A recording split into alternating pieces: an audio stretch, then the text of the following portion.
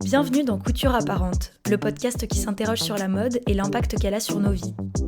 À la fois un art et une industrie, la mode soulève des questions sociales, politiques et écologiques que ce podcast aborde sans complexe. La mode et le féminisme sont-ils compatibles ? Comment créer des bijoux durables ? Quel est le coût d'une fabrication éthique ? Est-ce que la mode discrimine les minorités ? Qui sont celles et ceux qui s'engagent pour une industrie plus responsable en France ? Au fil des épisodes, je vais à la rencontre de marques, activistes et journalistes qui me livrent leurs réflexions sur ces questionnements modernes. Couture apparente tente d'esquisser les contours d'une mode tournée vers le futur, une mode qui incarne une vision inclusive, engagée et responsable. Je suis Claire Roussel et aujourd'hui vous écoutez notre premier format court. Diffusé un épisode sur 2, ce format est une sélection très subjective d'actualités mode récentes. Elles seront décryptées pour explorer les liens entre la mode et les dynamiques sociales et politiques de notre époque. On commence avec le décryptage d'une micro-trend qui affole les réseaux sociaux depuis le début de l'année. Après le Mermaidcore, les Tomato Girls, le Dark Y2K et que sais-je encore, vous avez peut-être entendu parler de la tendance Mob Wife ou femme de mafieux. On pourrait dire que c'est l'inverse du quiet luxury ou de la clean girl. Bijoux clinquants, vêtements en cuir moulant, imprimés léopard, manteau en fourrure, maquillage glam. À l'heure où j'enregistre ce podcast, le hashtag MobWife totalise 35 000 publications sur Instagram et 22 000 publications ainsi que des centaines de milliers de vues sur TikTok. Cette tendance soulève plusieurs questions. Premièrement, glamouriser la mafia et le crime organisé, comme l'a fait remarquer L4 sur TikTok, est assez déconnecté de la réalité, quand on sait que de nombreuses personnes vivent encore dans la terreur de leurs agissements en 2024. Ensuite, cette esthétique repose sur des clichés assez essentialisants, comme l'ont fait remarquer de nombreuses femmes slaves et italiennes. Pour beaucoup d'entre elles, c'est un style vestimentaire qu'elles affichent au quotidien, sans pour autant être lié au crime organisé. On pourrait donc dire que cela renforce des stéréotypes racistes. Elles considèrent également que c'est une esthétique liée à leur culture et leur vécu, et ne sont donc pas ravies de l'avoir appropriée pour le fun par des internautes qui habitent à l'autre bout du monde. Et c'est là que, j'avoue, j'ai un peu ri. Comme l'ont dénoncé de nombreuses femmes racisées sur les réseaux, il semblerait que les femmes blanches aient enfin compris que l'appropriation culturelle existe et qu'effectivement, ça n'est pas agréable du tout. Car ce concept est sans cesse débattu ou remis en question.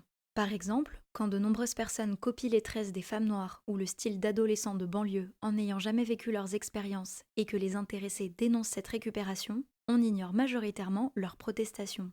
Ce double standard est franchement ironique, et ça ne veut pas dire que la tendance mobwife n'est pas problématique. Juste, si on pouvait arrêter de s'intéresser à un problème uniquement quand il touche un groupe dominant, ça serait super. Pour creuser cette actu et les questions d'appropriation culturelle, je vous invite à écouter notre épisode 5 sur le colonialisme, notre épisode 15 sur les classes sociales et notre épisode 24 sur le racisme dans la mode. Toutes les sources dont je vous parle sont accessibles dans la description de l'épisode.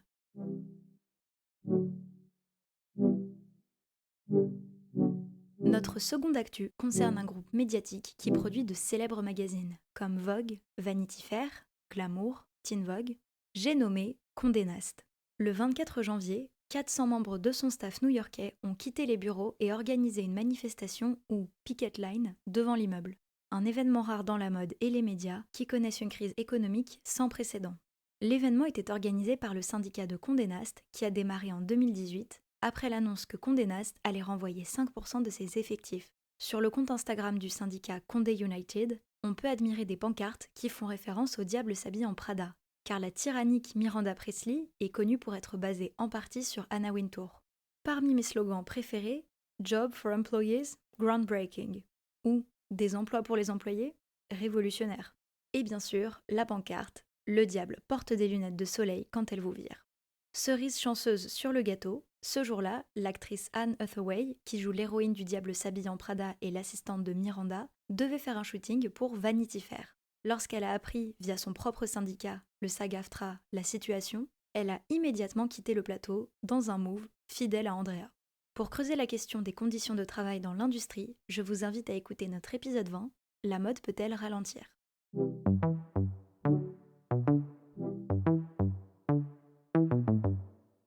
En parlant de Condé Nast, Edward Enninful, légendaire directeur de British Vogue, fait ses adieux. Il sera désormais sur d'autres projets, mais reste conseiller global à Condé Nast, quoi que cela veuille dire. Eninful, c'est 76 éditions et de nombreuses images engagées pour la diversité. On se rappelle notamment de sa première cover avec Adjoa Boa, du shooting légendaire avec l'actrice autogénaire Myriam Margoyle, et ma préférée, l'édition de juin 2020, où une conductrice de train, une caissière et une infirmière étaient valorisées en couverture. Bien sûr, le travail d'Eninful n'était pas parfait, on en parle d'ailleurs dans notre épisode 5, mais il restait l'un des managers les plus progressistes de Condé Nast et on ressent son départ comme la fin d'une ère. Pour ses adieux, il a vu les choses en grand. Une couverture avec 40 des femmes les plus célèbres de la planète, chanteuses, actrices, mannequins, activistes, superstars et, soyons honnêtes, deux Nepo Babies qui sont là grâce à leur mère Supermodels, il y avait de tout. Mes préférés étant Jamila Jamil, Jane Fonda, Paloma Elsesser, Iman, Laverne Cox, et j'en oublie sûrement. Déjà, je voudrais adresser un énorme big up aux gens qui ont organisé ce shooting. Vous vous rendez compte, 40 des femmes aux emplois du temps les plus blindés de l'histoire réunies au même endroit au même moment. J'ai été assistante pour des shootings, je peux vous dire que ça relève de l'exploit olympique. Pensée émue pour tous les stagiaires qui ont été impliqués. Et sinon, cette couverture est un bel hommage à la diversité qu'Eninful a voulu établir dans Vogue. Mais, comme le fait remarquer la journaliste Mélissa Chidiac sur son blog Mêle la mode, il n'y a pas de femme arabe sur cette couverture. Alors même que c'est un cadre qui se veut diversifié, c'est un indicateur clair du fait qu'elles sont massivement exclues de l'industrie. Pour creuser la question de ce racisme précis, je vous propose de lire un entretien que j'ai réalisé avec un groupe de mannequins pour Ancré Magazine, ainsi que d'écouter notre épisode 18 où témoigne la mannequin Salwa Raja.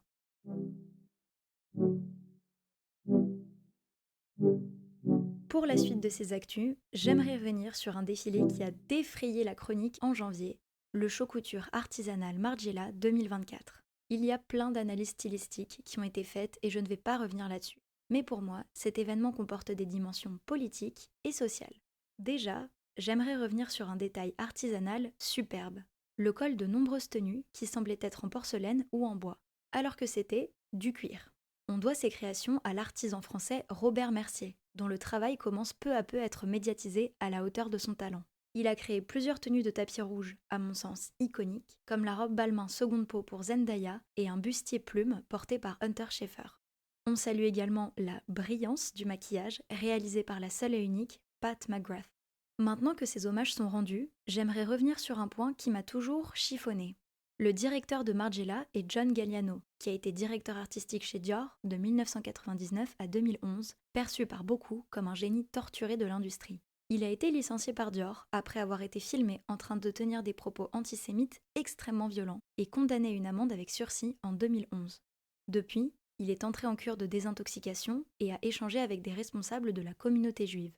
Aujourd'hui, vu les critiques dithyrambiques du défilé, il semble être pleinement réintégré dans l'industrie tout en faisant profil bas.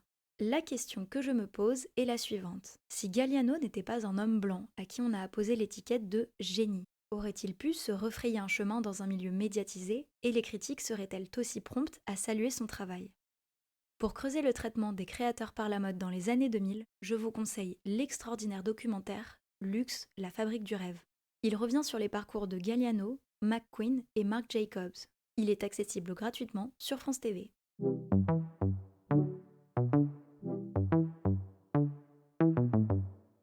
D'ailleurs, la cellule d'investigation de Radio France vient de publier une enquête sur les conditions de travail dans le luxe français. Elle épingle des entreprises comme LVMH, Saint-Laurent, Gucci, L'Oréal et Margiela.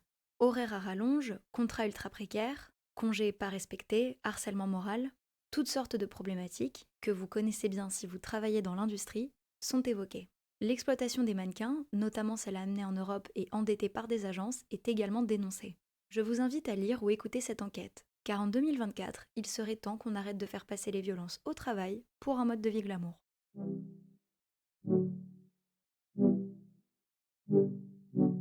Pour terminer ce flash info éclectique, je vous l'accorde, j'aimerais vous parler d'une situation dramatique liée au génocide en cours à Gaza. Et dans ce cas, ça touche à la mode, car c'est le sujet du podcast. Nos Collective est un collectif qui travaille avec des entreprises familiales, des ateliers d'artisans et des coopératives de femmes en Palestine pour créer des vêtements enracinés dans leur culture. Avec l'organisme Slow Factory, ils ont lancé une cagnotte pour faire évacuer 2 de leurs tisserands et leurs familles en Égypte. Au 11 février, la somme nécessaire n'était pas totalement atteinte, mais une update a été postée pour remercier les donatrices et les informer que le déplacement des tisserands et de leurs familles était en cours d'organisation. J'espère très fort que d'ici le moment où vous écouterez cet épisode, ils seront en sécurité.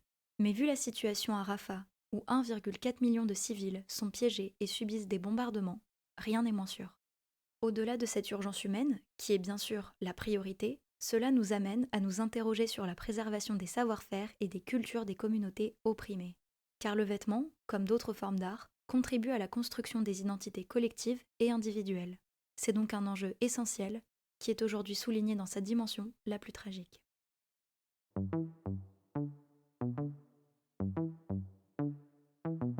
Merci infiniment à vous d'avoir écouté ce premier épisode de notre format court. À travers cette sélection très subjective des actualités mode de janvier et février, j'espère vous avoir aidé à comprendre les liens entre la mode, la politique et l'écologie. Merci également à Télio Garfive pour la production du générique. Pour m'aider à faire connaître le podcast, n'hésitez pas à lui mettre une très bonne note sur les applications d'écoute, à en parler à vos proches et à le partager sur les réseaux sociaux. En parlant de ça, vous pouvez suivre coutureapparente.podcast sur Instagram et vous inscrire à notre newsletter pour recevoir directement les prochains épisodes. Je vous remercie pour votre soutien et je vous donne rendez-vous le 19 mars pour le nouvel épisode de Couture Apparente.